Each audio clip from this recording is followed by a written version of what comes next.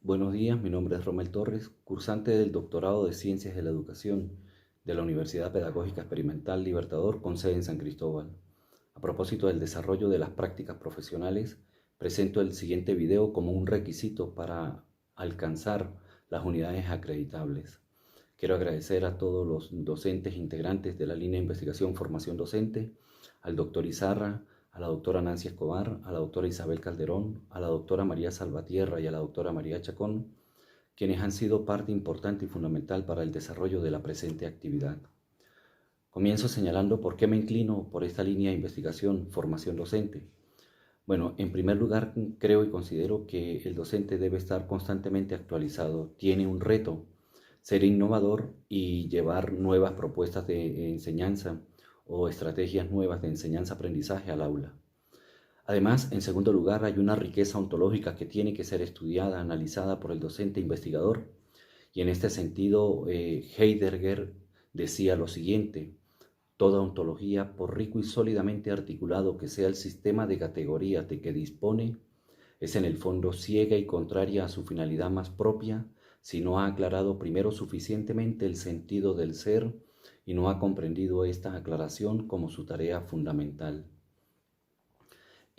También la línea de investigación formación docente tiene objetivos claros y precisos. Uno de ellos dice lo siguiente: desarrollar proyectos de investigación aplicada que contribuyan a resolver problemas de formación docente en los distintos niveles del sistema educativo.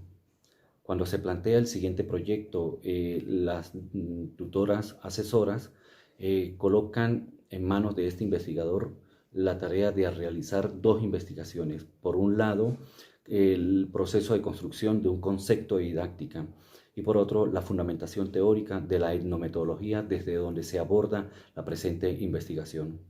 En el transcurso y el desarrollo del concepto de didáctica surgen los siguientes elementos.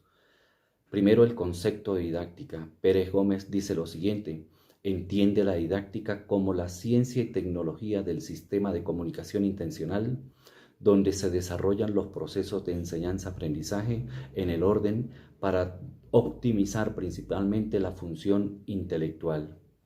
Posteriormente aparece el concepto de transposición didáctica. Una de las tareas del docente investigador está en esto, en conocer una realidad, entenderla y darla a conocer. Por lo tanto, el concepto de transposición didáctica tiene un valor muy importante para todo investigador.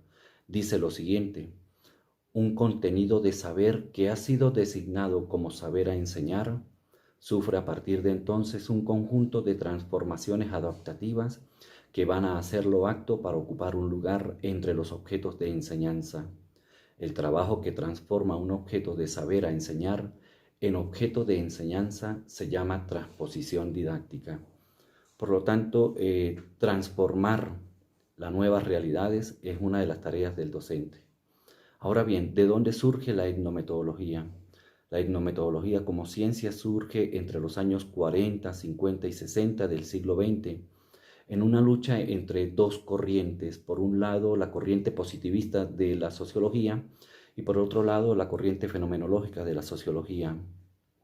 Pearson, que es el máximo representante de la corriente positivista dentro de la sociología, decía que todas las acciones humanas son predecibles y desde allí se puede controlar a la sociedad. Por lo tanto, en la acera del frente se encontraba Schulz. Schulz decía lo siguiente: las acciones humanas no son predecibles, por un lado, y en segundo lugar, existe entre los individuos acciones que les permiten ir construyendo sus propias realidades.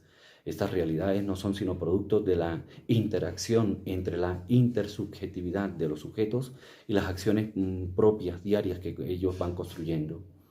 De esta derivación de Schulz, de la fenomenología de Schulz, aparece Harold Garfinkel. Garfinkel es el máximo representante de la etnometodología. ¿Qué dice Garfinkel? Garfinkel dice lo siguiente: el ordenamiento de las actividades de la realidad va a depender de criterios como: 1. Las expresiones lingüísticas de una conversación. 2. Los gestos y miradas que se evidencian en conversaciones entre los actores. 3. las prácticas continuas y cotidianas de los sujetos.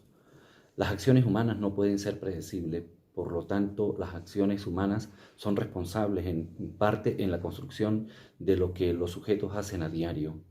Por lo tanto, la etnometodología pone en evidencia los dominios mundanos de la conciencia, como estados mnemónicos, temporales o estados de proyectos razonables como movimientos corporales. En definitiva, la etnometodología estudia las acciones humanas y cómo estas acciones humanas pueden transformar la realidad de cada uno de los sujetos. Un objetivo de la etnometodología dice lo siguiente: describir en detalle las prácticas sociales naturalmente organizadas que pueden reproducirse, contrastarse y valorarse. Por lo tanto, el objeto de estudio de la etnometodología es bastante amplio. No puede considerarse que exista un solo objeto de estudio. El objeto de estudio de la etnometodología se mueve entre la acción social como producto de la construcción de los actores, la intersubjetividad de los actores, la comunicación lingüística, el análisis conversacional y las prácticas diarias de los sujetos. En la etnometodología interesan mucho las acciones que tienen los sujetos. Ahora bien, veamos un par de ejemplos de la manera, como dice Garfinkel, que puede realizarse un estudio etnometodológico. En primer lugar, imaginemos a una persona que ha sido violada, vejada o que sencillamente se le han violentado sus derechos humanos. En algún momento la persona subirá al estrado a narrar la secuencia de lo que le ha ocurrido y seguramente pues habrá allí una persona que lleve un registro, un escrito de lo que está narrando esta otra persona. Pero dice Garfinkel que nunca en el escrito quedará como evidencia todo el conjunto de emociones o de expresiones que la persona está narrando. La persona habrá hecho uso de su estado mnemónico, de los estados cognitivos, de llanto, de expresiones faciales, de miradas, de gestos, que solamente el público que está presente allí podrá notar. Entonces, aquella persona ha hecho uso del raciocinio, de su raciocinio, para recordar lo que le ha sucedido.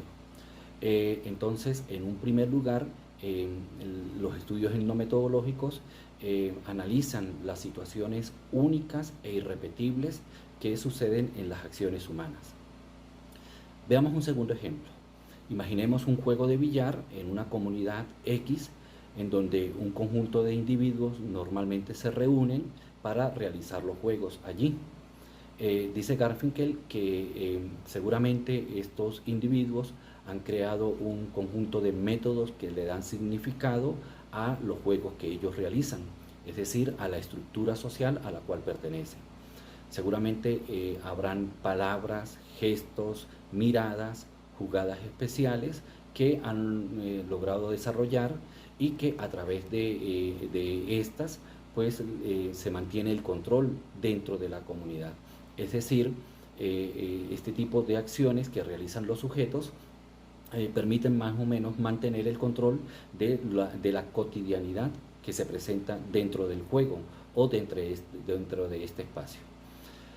Si aparece un sujeto que no es de la comunidad, que no tiene los mismos métodos de significado que han logrado construir estos otros sujetos, pues inmediatamente será detectado y tendrán dos opciones. Por un lado será rechazado o por otro lado pues será abordado con la finalidad de incluirlo dentro del juego y dentro de los métodos de significado que tienen estas otras personas. Garfinkel dice que este tipo de acciones que son parte del raciocinio entonces son fundamentales para el control social dentro de esta comunidad. Ahora bien, no hay un método único para hacer un abordaje de un estudio etnometodológico. Garfinkel dice, como las acciones humanas son únicas e irrepetibles, por lo tanto, cada vez que se realice un estudio etnometodológico hay que construir un método que se adapte a la situación o a las circunstancias. Es por esto que los registros no son completamente apropiados, sino que se llevan otro conjunto de recursos que validan toda la información de los sujetos investigados. En este caso, la etnometodología usa mucho videograbadora, equipos de video y de audio para hacer un registro completo de todos los elementos de lo que pueda estar sucediendo dentro del grupo de sujetos que se está investigando o de la situación en la cual se está abordando esa investigación. Visto desde este punto de vista o analizado desde este punto de vista, como las acciones pedagógicas y las acciones didácticas también forman parte de las acciones humanas, entonces se plantea investigar o interpretar qué siente, qué ve un tutor cuando aborda situaciones didácticas con sus tutorados.